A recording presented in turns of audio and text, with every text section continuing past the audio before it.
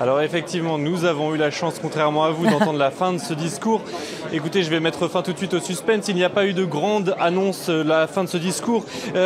Manuel Valls a expliqué qu'il lui appartenait maintenant de prendre le recul nécessaire pour faire le point, qu'il se retirait sans doute dans son fief d'Evry et qu'il fallait aussi accorder un peu plus de temps à sa famille. Il a eu presque les larmes aux yeux d'ailleurs à ce moment-là.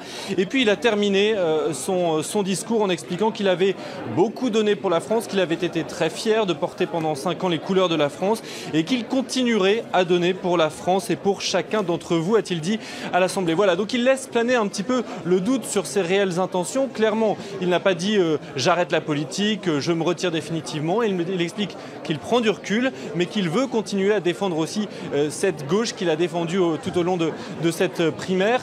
Manuel Valls, qui, il faut bien le dire, n'a pas apporté un soutien. Il a souhaité bonne chance à Benoît Hamon, mais il n'a pas demandé à ses militants de se mettre en ordre de bataille pour soutenir son concurrent.